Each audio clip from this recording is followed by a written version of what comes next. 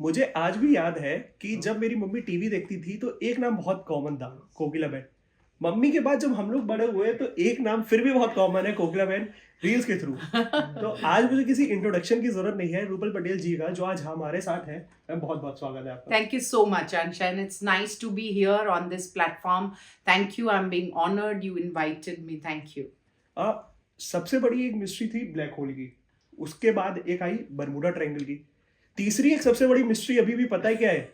कि रसोड़े में कौन था। मैम, पता लगा अभी तक रसोड़े में कौन था? मैं ये कहूंगी कि वो सिचुएशन के ऊपर डिपेंड करता है। मैं हर जगह जाती हूँ और हर जगह कोई पूछता है रसोड़े में कौन था, तो मैं अगर पहाड़ों पे हूँ तो मैं कह देती हूँ, पहाड़ों के अनुसार कुछ बोल देती हूँ। रसोड़े में हूँ तो फिर उसके अनुसार बोल देती हूँ। पर ये जवाब तो सिर्फ और सिर्फ मुझे ही पता है कि रसोड़े में कौन था, कौन था, कौन था।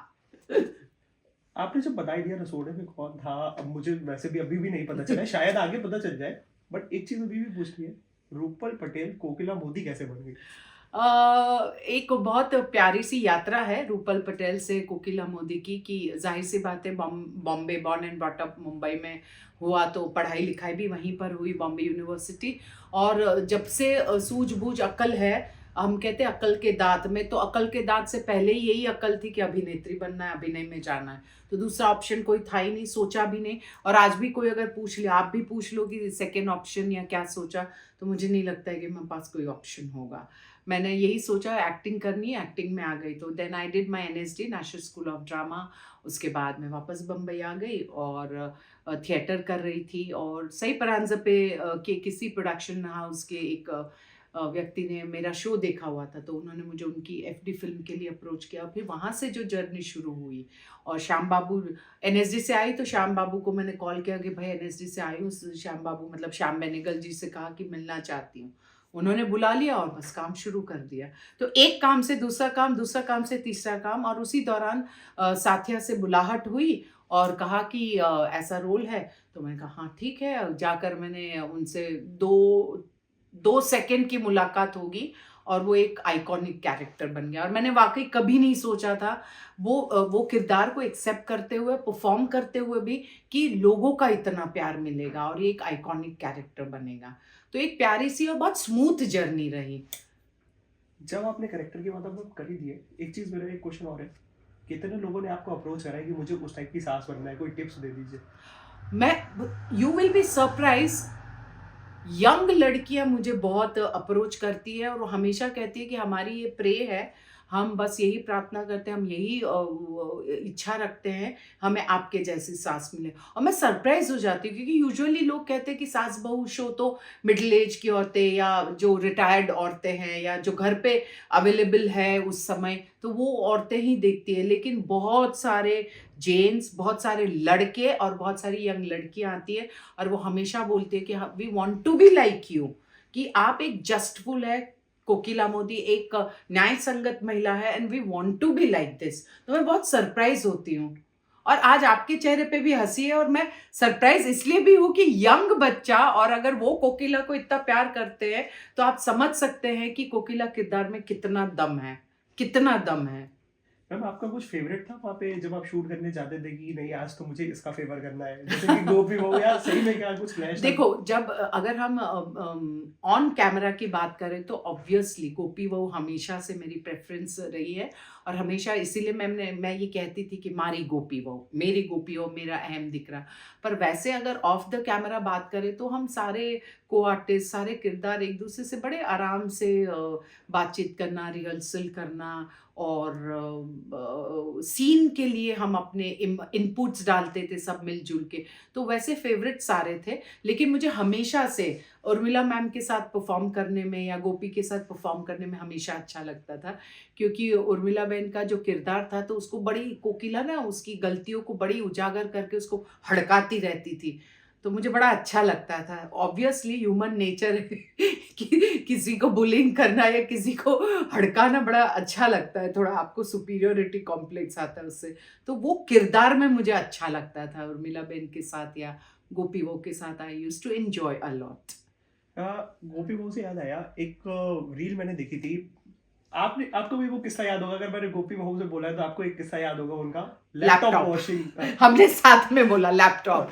तो लैपटॉप वॉशिंग के टाइम पे जब आप बहुत सीरियस कैरेक्टर प्ले कर रही है जी। कि गोपी बहू ऐसा कैसे कर दिया, बट कभी ऐसा हुआ है कि आप देख रही लैपटॉप, अरे हंस दिया, अरे ये क्यों ऐसा क्यों डायलॉग दे दिया, कि हंसी आपकी खुद से हंसी छूट गई हो? बहुत सारे आर्टिस्ट अपने किरदार का भी मजाक उड़ाते हुए या अपने शो के सिचुएशन को मजाक उड़ाते हुए ये कहते भी है, और जाहिर सी बात है उनको भी कभी कभी लगता है कि इट्स नॉट नेचुरल, ये बिलीवेबल नहीं है।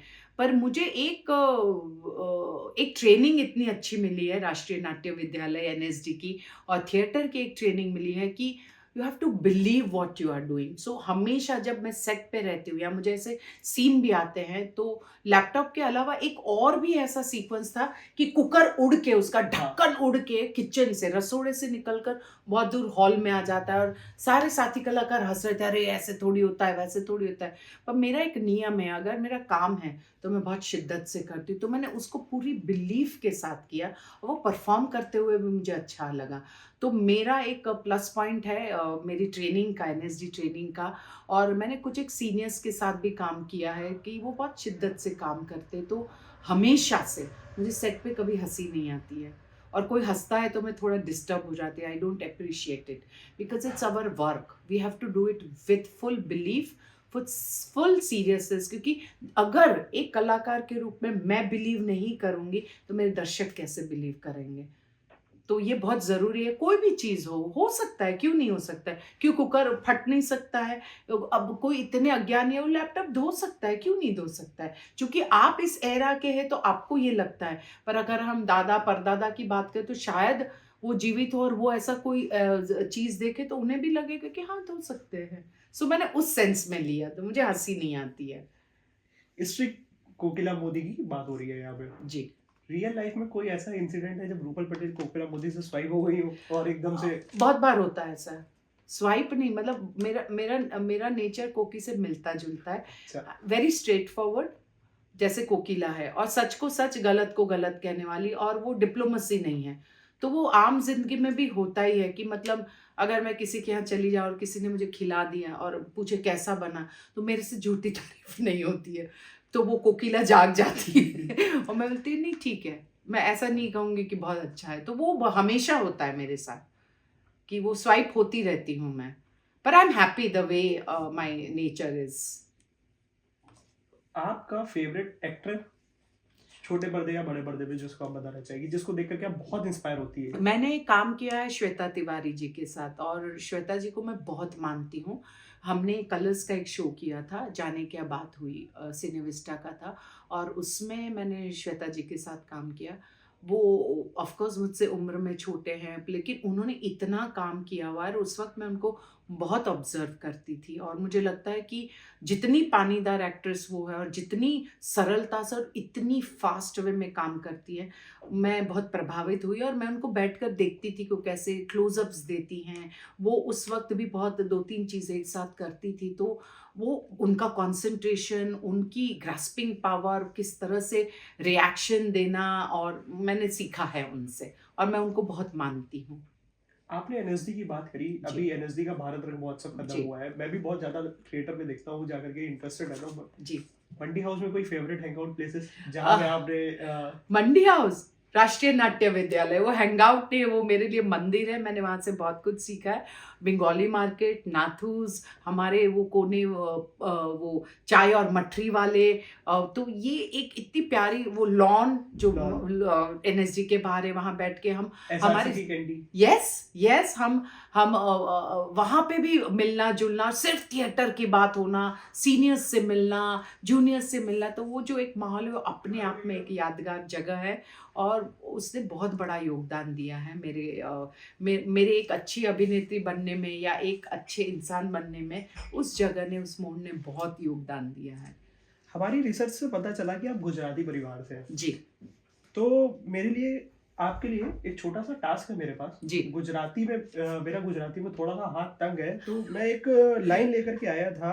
उसका मुझे गुजराती में, एक्चुअली मेरा असाइनमेंट था जी। वो मैं कर नहीं पा रहा था क्योंकि मुझे गुजराती नहीं आती थी, तो मुझे आपकी मदद चाहिए थी। आप उसको प्लीज गुजराती में बता दीजिएगा। हाँ। मुझे मने अंश के साथ अंश जोड़े के साथ इंटरव्यू देने में बहुत मजा आ रहा है। बहुत चालाक है ये बच्चा, अपनी तारीफ करवा रहा है। મને અંશ જોડે ઇન્ટરવ્યુ કરી અને ખૂબ ખૂબ આનંદ થઈ રહ્યો છે, મજા આવી રહી છે. This is what you want me to say, but दिल से I'm enjoying. तो यही फन की बात है। फन से एक चीज याद आई मुझे, यश राज मुखाटे, Yes. उनका एक वीडियो वायरल हुआ जी. जो हम लोगों के आज तक फोन में है, सोडे पे कौन कौन था? है। स्टार्टिंग भी हम लोगों ने उसी से करी, फिर मैं उसी पे आ जा रहा हूँ। आपने जब वो वीडियो देखा, आपने क्या कॉल करके पूछा था कि क्या रिएक्शन था कोकिला मोदी का कि ये आपने मेरा वीडियो कैसे यूज कर लिया, या फिर अरे क्या आपने क्या क्या बना दिया? मैं ये कहूँगी कि एक तो मैं सोशल मीडिया पर नहीं हूँ, और मुझे मेरे मोबाइल में व्हाट्सएप या फेसबुक या ट्विटर या ये चीज़ें नहीं है। और मुझे बिल्कुल याद है कि जिस दिन ये वायरल हुआ तो मैं सुबह से स्टार प्लस का शो कर रही थी, रिश्ते हैं प्यार के, और मेरे साथी कलाकार खुसु पुसु सुबह से या उनकी चल रही है या कुछ हंस रहे हैं या थोड़ा ऐसे वैसे, लेकिन वो मुझसे कुछ नहीं कह रहे हैं और मैं अपने सीन में मस्त हूँ। फिर शाम में मैं जब घर लौटी तो लौट रही थी, तब मेरी को आर्टिस्ट है तो उसने मुझे, रेया जो मिष्टी का किरदार करती, उसे बोला, अरे मीनू, मेरा किरदार था उसमें मीनाक्षी राजवंश, तो Meenu you know you are trending. तो मैंने कहा आए छोड़ो तुम क्या बोल रहे हो, तो बोले नो यू मस्ट वॉच करके वो फिर चली गई। मैं घर गई तो मेरी ननद का फोन आया जो दिल्ली में रहती है, राजश्री दत्ता। तो कहा, अरे रूपल तुमने देखा क्या, मुझे कान्हा बोल रहा है कि अरे मामी जी ट्रेंडिंग हो रही है उनका वीडियो। मैं कहा, दुर्गा क्या बात कर रहे हो तुम, मुझे तो नहीं पता, अरे तुम देखो तो सही। तो मैंने कहा अच्छा राजश्री तुम होल्ड करो। तो मेरे घर पे है मेरे हेल्पर्स के लिए या मेरी डबिंग के लिए वीडियो, तो उस मोबाइल जिसमें व्हाट्सएप है और जिसमें, तो फिर राजश्री ने भेजा था मुझे, तो मैंने वो देखा।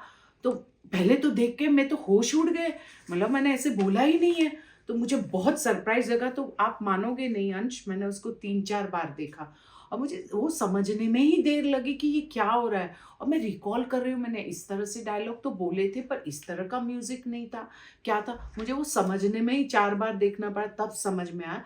फिर उसके बाद मुझे समझ में आया एंड आई स्टार्टेड लाफिंग, मुझे बहुत अच्छा लगा। और फिर मेरी बहुत ही एक बेस्ट फ्रेंड है चारुल मलिक, तो उनको मैंने कॉल किया कि चारुल जी मुझे तो यशराज का नंबर चाहिए, तो उन्होंने मुझे नंबर दिया, तो मैंने यशराज को कॉल किया। अब मुझे पता नहीं था यशराज रिकॉर्डिंग कर रहा है मेरे कॉल को, तो बोले कि यस। मैंने कहा यशराज जी मैं रूपल बात कर रही हूँ।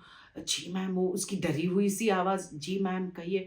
तो मैंने कहा मैंने अब भी वीडियो देखा, आई एम सॉरी कि मैंने दिन भर से चल रहा है, अभी देखा, and you have done marvellous job, I am so happy कि आपने उसे एक नया आयाम दिया। एंड ही स्टार्टेड लाफिंग कि मैम मैं इतना डरा हुआ था, मुझे लगा शायद आपकी डांट पड़ेगी, क्योंकि यूजुअली मैं इस तरह से करता हूँ। हाँ। तो लोग मतलब बहुत आर्टिस्ट की डांट पड़ती है मुझे। मैंने कहा नहीं, और मैं आपको भी कहती हूँ अंश, मुझे अच्छा लगा, यंगस्टर कुछ अलग कोशिश कर रहे, एक नया एवेन्यू ढूंढा, उस चीज़ को बेहतर बनाई, और उससे अगर दर्शक मनोरंजित होते हैं तो मुझे मीम से कोई प्रॉब्लम, मुझे कभी गुस्सा नहीं आता, मैं खुद बहुत एंजॉय करती हूँ, खूब हंसती हूँ, मुझे अच्छा लगता है। मैं मेरी जो आसपास के मेरे को आर्टिस्ट है या चारुल है, तो हमेशा मुझे दिखाती रहती कि देखो ये, मुझे नहीं पता चलता है कि क्या, अभी बीच में पहचान कौन पहचाना मुझे नहीं पता था, तो उन्होंने, चारुल ने ही मुझे बताया, या मेरे जो बच्चे हैं, परिवार के बच्चे हैं, तो वो मुझे बताते रहते हैं, कभी साकेत है और जो आपके सीनियर है साकेत है, या फिर उनकी वाइफ है पायल, हमारे घर की बहू है, या हमारे बच्चे हैं कान्हा, आर्यन, तो ये सब मुझे अपडेट करते रहते हैं, या मेरा बेटा है तो अपडेट करते रहते हैं। मुझे बहुत बाद में पता चलता है कि ये चीज़ें चल रही हैं, पर मैं एंजॉय करती हूँ, मुझे बिल्कुल गुस्सा नहीं आता है। आपने बेटे की बात बोली, क्या आप गोपी ऐसी बहू ढूंढ रहे हो?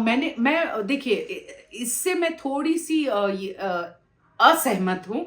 मुझे ये लगता है कि जीवन साथी जिसे चुनना है उसे सबसे पहले अधिकार होना चाहिए।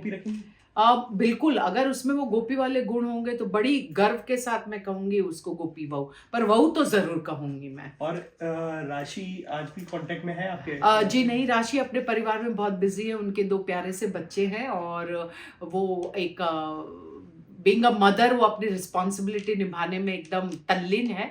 और लेकिन हाँ, जब भी मुलाकात होती है हमें बहुत अच्छा लगता है, और अभी भी वो नोक झोंक वाला रिश्ता है तो बड़ा मज़ा आता है। गोपी बहू के साथ तो, जिया जी के साथ तो अभी मैंने तेरा मेरा साथ किया, बड़े मज़े किए। हम पुराने किस्से भी याद करते थे कि कैसे, और वाकई अंश हमने नहीं सोचा था कि ये शो को दर्शक इतना प्यार देंगे, आइकॉनिक बनेगा, कोकिला के किरदार को या गोपी के किरदार को इतना प्यार मिलेगा, क्योंकि सास बहू की लव स्टोरी और लोग उसे पसंद करेंगे, क्योंकि love story, romantic love story आप हमेशा एक्सपेक्ट करोगे, but it's a love story of a mother in law and daughter-in-law, which eventually becomes the love story of mother and daughter. So it's a wonderful journey. आप अपने daily life में भी रसोड़ा जैसे word use करते हैं? हाँ, मैं गुजराती हूँ और मेरे हस्बैंड नॉन गुजराती है, पर वो मेरे साथ रहकर वो भी रसोड़े से लेकर आ जाओ रूपल, या रसोड़े से लेकर आता हूँ, तो मैंने सबको रसोड़ा कर दिया है, मतलब बोलने के लिए। इतना प्यारा शब्द है और लोगों को अच्छा लगता है। आप भी रसोड़े कितनी बार बोल चुके हैं इंटरव्यू, तो इट्स गुड ना, अच्छी चीज़ है उसको बोलना या उसे अडाप्ट करना। मुझे लगता है इट्स ब्यूटीफुल थिंग। मैं बोलती हूँ, रसोड़ा तो बोलती हूँ। गुजरात से याद आया, पीएम मोदी ने आपको स्वच्छ भारत अभियान में जी। शामिल करा था। जी जी। उस टाइम आपका कैसा मोमेंट था कि पीएम मोदी ने आपको शामिल कराया है स्वच्छ भारत में? जी। कितना लकी महसूस करा था आपने? उनकी विमेन एम्पावरमेंट में भी उनकी चिट्ठी आई थी, और मैं और मेरे हस्बैंड, हम दोनों तो शूट पे थे, तो जब हमारे वॉचमैन सिक्योरिटी का कॉल आया कि पीएम मोदी के स्टैम्प वाला कोई लेटर आया, मैं बहुत डर गई ऑनेस्टली। और मैं याद कर रही हूँ कि मैंने क्या गलत किया, क्या गड़बड़ हो गई। अच्छा मैं और मेरे हस्बैंड, तो हम टैक्स भी बहुत अच्छे से भरते हैं कि हमें वो सर्टिफिकेट आता है कि ऑनेस्ट टैक्स पेयर करके, तो उसके डायमंड सर्टिफिकेट और इस तरह से आते हैं। तो मैंने बोला अब ये, हम तो टैक्स पेयर भी अच्छे, तो ये ऐसी चिट्ठी, तो मैं तो बहुत डर गई। तो मैं घर पहले पहुंची, मैंने वो चिट्ठी को छुआ भी नहीं, ऐसे देखा, and I called up my husband when you are coming. फिर वो जब आए तो मैंने कहा कि यार कि आप प्लीज़ इसको खोलिए, क्योंकि मुझे बहुत डर लग रहा था ऑनेस्टली। पीएम मोदी साहब का लेटर, और घबराहट हो गई जब उन्होंने खोला, तो there were tears in my eyes. I felt so good, honoured. मुझे बहुत अच्छा लगा कि आपके देश के माननीय प्रधानमंत्री अगर आपको चिट्ठी लिखकर आपको स्वच्छता अभियान या विमेन स्त्री सशक्तिकरण के लिए आपको एम्बेसडर बनाते, तो एक बहुत बड़ा अचीवमेंट है। मुझे खुशी हो, और उसके तहत बहुत सारे मैंने कार्यक्रम भी किए। बॉम्बे में भी हमने क्लेanलीनेस पर हमने अभियान चलाया, एबीपी के साथ या बहुत सारे मीडिया वालों के साथ हमने किया। कहीं भी जाती हूँ तो उसके बारे में मैं बातचीत करती हूँ। I feel honoured. आपके काम को सराहा जाता है, और काम के बलबूते पे और भी कोई चीज़ आपके सामने आती है, तो ये तो सौभाग्य की बात है, खुशी की बात है। बहुत।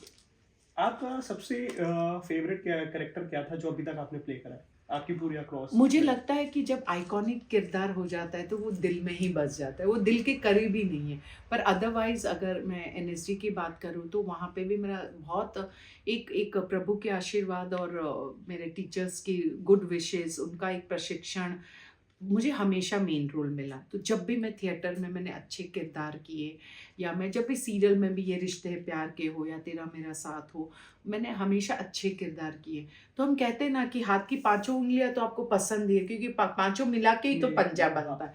तो अगर एक कोई कहे तो मेरे लिए थोड़ा मुश्किल होता है, पर नो डाउट, बिना झिझक, बिना हिचकिचाहट के मैं कह सकती हूँ कि कोकिला मोदी मेरा बहुत प्रिय किरदार है और हमेशा रहेगा, क्योंकि उसने जो मुझे सम्मान दिया है, यश, धन, कीर्ति और दर्शकों का प्यार उससे जो बड़ा है, तो वो वाकई वो भूलने लायक नहीं है। कोकिला मोदी से अब हम सीरियस नोट पे एक रैपिड फायर खेलना चाहेंगे। तो आप बताइए, कोकिला मोदी की तरह जवाब देना या रूपल की तरह? दोनों मिक्स चलेगा। अच्छा, ठीक है। जो दर्शक और ज्यादा देखना चाहेंगे, जैसे कि कोकिला मोदी को छोले भटूरे ज्यादा पसंद है या ढोकला? देखो, कोकिला की बात करें तो वो तो एकदम जय श्री कृष्ण, केम छो, गुजराती परिवार से है तो, और उनके ब्रेकफास्ट में हमेशा आप देखेंगे एपिसोड के पहले सीन से लेके एपिसोड के अंत तक, और सीरियल की शुरुआत से लेकर अंत तक टेबल पर हमेशा ढोकड़ा रहता था। आप ढोकला बोलते हैं हिंदी में, हम गुजराती में ढोकड़ा बोलते हैं। सो कोकी की बात करें तो ढोकला, और रूपल की बात करें, भैया दिल्ली में बिठाए हो और दिल्ली वासी इंटरव्यू ले रहे, तो भाई छोले भटूरे ही बोलना पड़ेगा। बहुत ही बच के निकल गया है बच के निकल, देखिए ऑब्वियसली अगर रूपल की बात करें तो आई वुड प्रिफर ढोकड़ा, कोकी की बात करें तो ढोकड़ा, और अगर दिल्ली में रहकर इंटरव्यू की बात करें तो भाई छोले भटूरे अच्छे हैं। पहाड़ या बीचेस, टाइम स्पेंड कहाँ? मुझे पहाड़ अच्छा लगता है, मुझे भारत देश बहुत अच्छा लगता है। ईश्वर की कृपा है, बहुत सारे देश में घूमी हूँ, पर भारत जैसा प्यारा, दिल से कहती हूँ, भारत की जो एक वाइब्रेशंस है, उसकी जो एक गर्माहट, एक warmth of Indian people, food, spices, लोगों का प्यार। देखो दिल्ली में आपसे भी पहली बार मिल रही, पर जो प्यार है, ये चीज़ें जो हमारा भारत है वो वाकई सारे जहां से अच्छा है। सो पहाड़, भारत फेवरेट। दीवार या डीडीएलजे? मुझे लगता है कि मुझे धार्मिक चीज़ें देखनी बहुत अच्छी लगती है। रोमांटिक और एक्शन फिल्म्स ये तो है एक part and parcel of life, पर धार्मिक मुझे अच्छी लगती है। और मेरे हस्बैंड जब धार्मिक शो भी करते हैं और वो किरदार निभाते हैं तो मुझे बहुत अच्छा लगता है, बहुत गौर से देखती हूँ, बहुत गर्व महसूस होता है अपने धर्म के बारे में, अपने देश के बारे में, और वाकई दिल से फिर आवाज़ निकलती है जय श्री राम। बहुत ही बच करके मैंने 3 रैपिड फायर के आंसर दिए। लास्ट क्वेश्चन और लास्ट हम अपने इंटरव्यू को एंड करेंगे ऐसे क्वेश्चन के साथ जिसका आपको सिंपल एक ही लाइन में आंसर देना है। मैं इनसे सहमत नहीं हूं मेरे प्यारे दर्शक, बच के नहीं, मैंने बहुत ईमानदारी से और सत्यता से जवाब दिया। बट इसका आपको एक ही आंसर देना है। जी। गोपी बहू या राशि बहू? एब्सोल्युटली गोपी बहू। राशि तो बहुत ही नटखट है और बहुत ही बदमाशियां करती थी, पर अंत में राशि भी अच्छी हो गई थी। बट नींद में भी पूछोगे तो गोपी बहू, मारी गोपी बहू, मारी गोपी बहू, मारी गोपी बहू। और मैं ये हमेशा कहती हूँ साथिया, कोकी और गोपी की कहानी है, कोकी गोपी के बगैर अधूरी है, गोपी कोकी के बगैर अधूरी है। तो ये लव स्टोरी, तो मुझे तो लगता है दीवार और दिलवाले दुल्हनिया नहीं, आपको तो पूछना चाहिए था उसके साथ साथिया, और मैं कहती साथिया। थैंक यू सो मच, आपने टाइम दिया, बहुत मजा आया आपके साथ बात करके, हमारे दर्शकों को भी और मजा आएगा। थैंक यू सो मच प्यारे दर्शकों, थैंक यू। होली आ रही है, आप सभी को होली की ढेर सारी शुभकामनाएं। स्वस्थ रहे, मस्त रहे, तंदुरुस्त रहिए, सत्य के मार्ग पर चलिए और सब अच्छा ही होगा। वंदे मातरम। और एक जय श्री कृष्ण। जय श्री कृष्ण। जय श्री कृष्ण।